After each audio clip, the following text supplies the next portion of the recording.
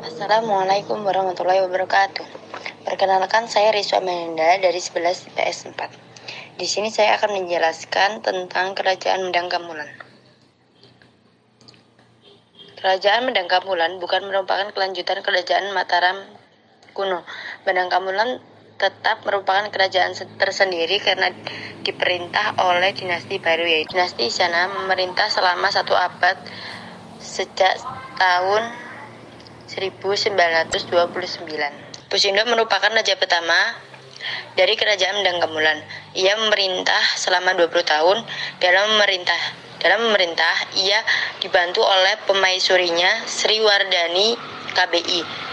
Saat memerintah Pusindok bergelar Sri Maharaja Rakai Hino Sri Isyana Wikrama Dharma Tugadewa. Yang kedua, Dharma Wangsa Teguh adalah cucu Pusindok. Setelah memerintah, ia berusaha mematahkan kekuasaan Sriwijaya. Pada tahun 1003, perdagangan Selat Malaka dari tangan Sriwijaya. Serangan itu mengalami kegagalan. Bahkan kerajaan Sriwijaya melalui kerajaan Wurawari yang merupakan kerajaan bawahannya berhasil melakukan serangan balik. Akibat serangan itu, Kerajaan Medang Kamulan mengalami kehancuran. Dalam peristiwa yang disebut Pralaya Medang itu, Damawarsa Teguh gugur. Airlangga adalah putra Raja Udayana dan Mahendrata, saudara perempuan Damawangsa Teguh. Ia dinikahkan dengan Putri Damawangsa Teguh. Saat pesta pernikahan itulah terjadi Pralaya Medang.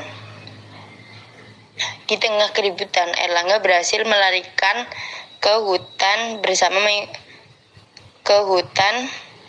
bersama pengikutnya yang setia. Narotama. Setelah merasa kuat, Airlangga kembali ke Medang Kamulan dan berhasil menjadi penguasa di sana pada tahun 1019. Airlangga berusaha memulihkan kembali wibawaan Kerajaan Medang Kamulan secara berturut-turut. Airlangga kembali menaklukkan raja-raja yang sebelumnya menjadi vassal pada masa pemerintahan Damawarsa Teguh. Raja Bisa Prabawa berhasil ditaklukkan pada tahun 1029. Raja Wijayawarman dari Wungker ditaklukkan pada tahun 1030. Raja Andamapanuda ditaklukkan pada tahun 1035. Setelah kewibawaan kerja berhasil dipulihkan, Airlangga memindah pusat pemerintah dari Medang Kamulan ke Kahuripan. Kehidupan sosial masyarakat Kerajaan Medang Kamulan sudah cukup teratur. Struktur sosial masyarakat dibedakan berdasarkan pembagian kasta. Masyarakat hidup berdampingan secara damai walaupun mereka berbeda agama. Kehidupan ekonomi. Pemindahan pusat kekuasaan dari Jawa Tengah ke Jawa Timur memiliki arti yang sangat strategis dalam bidang ekonomi. Pusindok mendirikan pusat kerajaannya di tepi Sungai Berantas dengan tujuan daerah itu mendirikan pusata pelayaran dan perdagangan di Jawa Timur. Pada masa pemerintahan Damawarsa Teguh, aktivitas pelayaran dan perdagangan bukan saja berlangsung di Jawa Timur, tetapi berkembang keluar wilayah Jawa Timur. Pada saat itu, Medang Kamulan telah menjadi pusat pelayaran dan perdagangan di Indonesia Timur.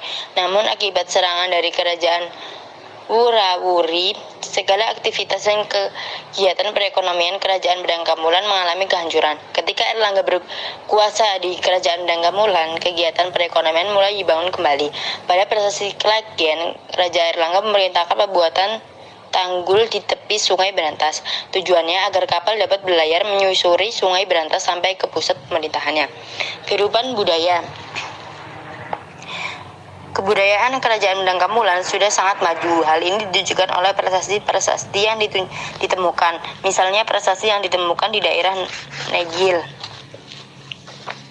menyatakan bahwa Raja Pusindok memerintah pembuatan sebuah candi sebagai tempat pemakaman ayah dari pemaisurinya yang bernama Rakyat Bawang. Prasasti Mpu Sindo dari Lor dekat Nganjuk yang berangka tahun 1939 menyatakan bahwa Raja Mpu Sindo memerintahkan perbuatan sebuah candi yang bernama Jayamarta dan Jayas Tambo Tugu Kemenangan di Desa Anyok, Lodang. Peninggalan lainnya yaitu Kompleks Candi Belahan di lereng Gunung Penangguhan. Candi ini merupakan tempat perabuhan jenazah Airlangga. Setelah prasasti Kerajaan Medang Kamulan juga banyak menghasilkan kitab-kitab terkenal, antara lain kitab Sanghyang Kumahayanikan dan kitab Arjuna Wiwaha karya Mpu Kanwa. Kitab ini menjelaskan pengalaman dan kehidupan Airlangga. Keruntuhan kerajaan. Runtuhnya kerajaan karena pembagian kerajaan dialami oleh Kerajaan Medang Kamulan pada masa kekuasaan Airlangga. Ketika berusia 50 tahun, Airlangga memutuskan untuk menjadi pertapa. Pada akhir pemerintahannya, Airlangga sulit menentukan pengantinnya. Hal ini terjadi karena Putih Mahkota Wijaya Tunggadewi menolak naik takhta. Anak Airlangga dengan seorang putri Damawang saat Teguh ini memilih mengikuti jejak ayahnya menjadi seorang pertama.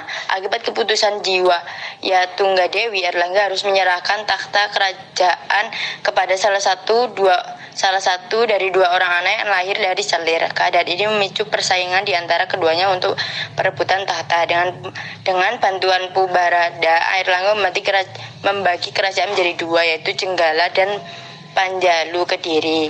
Jenggala diberikan kepada Garasaken dan Panjalu diberikan kepada Sang Ramawijaya. Dengan bagian itu maka berakhirlah Kerajaan Medang Kamulan.